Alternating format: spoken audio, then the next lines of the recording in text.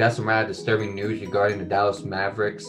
Their former player personnel, now former Tony Ronzone, he has been fired by the Dallas Mavericks after they have received new information regarding sexual assault allegations. So I'll explain these allegations right now. So basically, what happened was, according to Sports Illustrated, that they reported in July, a woman said Ronzone had forced himself onto her in his Las Vegas hotel room during the NBA Annual Summer League in July of 2019. And according to this report, the woman was forced on the bed. She was groped. She was forced kissed, and then he placed her hand on his midsection. That's the way I'm gonna put it. Because I don't want to get banned by YouTube. So that's basically what happened. And she said the reason why she was in his hotel room was because he had offered to give her summer league tickets. Now, according to Mark Baute, I think I said that right, Ronzone's attorney, he said that these claims by the woman are meritless. She first notified the Mavericks of the alleged assault in an email to the team owner Mark Cuban in September 2019. And this led to an investigation overseen by CEO Cynthia Marshall, who, again, she was hired in 2018. And so basically, Marshall told Sports Illustrated last summer that Ronzone at the time remained in his role with the team because there was no evidence presented of sexual assault. Now, before I pass it on to you, Nate, I just want to say the source for this article was ESPN. So I'll start off with you, Nate. Your thoughts on these allegations and Ronzone getting fired from it? Yeah, man, it's tough, and I don't, usually we don't like reporting about these things, but I'll say this, okay? I don't like that they fired him.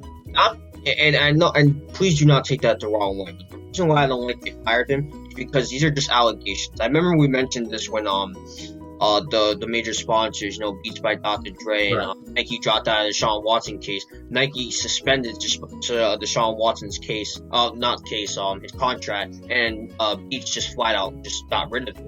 And we talked about how Nike did it right, and we didn't like the Beats one. Same deal with here. I don't like how they fired him. Suspend him at least, because they're just allegations. We don't know exactly if this really happened or not.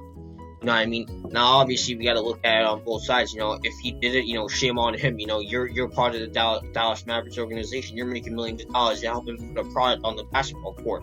Why are you doing this? And same thing with the woman. You know what I mean? Like, if the woman didn't do this, it just didn't happen. The woman just did to ruin his reputation. Shame on her.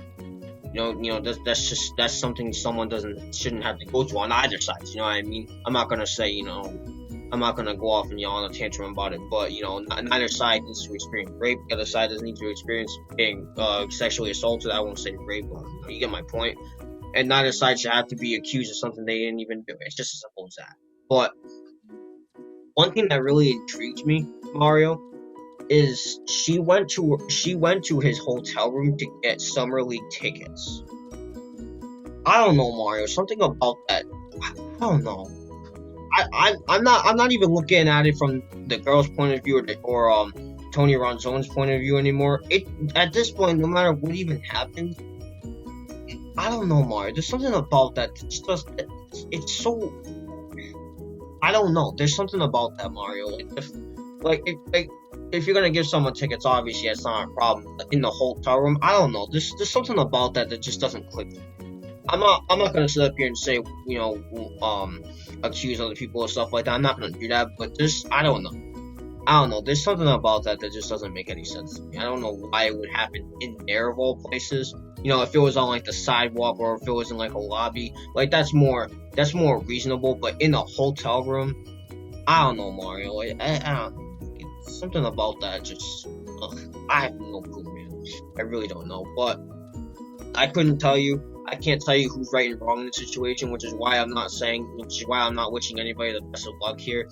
All I'm gonna say is, I want to know what's going on here. As for the Dallas Mavericks, I personally would have suspended him, because again, it's just an allegation. We don't know if this actually happened or not. You know what I mean? But obviously it's the Dallas Mavericks. That's their decision, not mine. So at the end of the day, you're forced to respect it. So, with that being said, best of luck to the Dallas Mavericks. As for Tony Ronzone and his girl, I'm not gonna wish them the best of luck because again, these are just allegations. We don't know who's right and wrong, guilty till proven innocent. That's just how innocent till proven guilty. Excuse me, I got the two mixed up. But yeah, I just want to know what's going on here, Mario. Right, I understand what you're saying. We talked about this with Deshaun Watson. Suspend him. Because you're not sure if it's true or not. Keep him suspended until you get a clear answer. Now, I'm reading through this article, Nate, and I just found out, this is something I didn't mention, but I'm mentioning it right now, that the formal investigation with the allegations has been closed. They're pending a further credible evidence emerging, and they said that zero tolerance policy remains. So they have a zero tolerance policy for this, which is the reason why they're automatically getting rid of him. It's just zero tolerance for it. All right, that makes more sense now. Okay. So that's their policy right there. And again, every business is different. We respect it. But I completely understand what you're saying, because I said the same thing about Deshaun Watson. Suspend him until you get the actual facts in, until you get an actual answer. But yeah, stuff like this, like these details, honestly, Nate, it's very disgusting. We talk about it many times, but this is very disgusting. Now again, she goes to his hotel room to get these tickets. I get your whole suspicion involved in it, but I mean, honestly, it could be as easy. It could have been as easy as, look, knock, knock, knock, open the door, take the tickets, and go. That was probably what he thought was going to happen. Okay, maybe he brought her into the room, and that's what happened. Or he said, look, these tickets are on my desk right here. Come in, go take them, and that's it. And then this stuff would have happened. And this stuff happened. We don't know. Now again, we're not sure if this actually happened, because they said they have very credible evidence, which, I mean, I'm not sure what that is, but I'll take their word for it. So credible evidence, again, it doesn't look so good for the person being accused. But again, he hasn't been proven, as of right now, he hasn't been proven fully guilty. Again, you're innocent until proven guilty. They have credible evidence, but he has not been proven guilty yet, if that makes any sense. And again, if he did this stuff, he absolutely deserves to be proven guilty. That's it.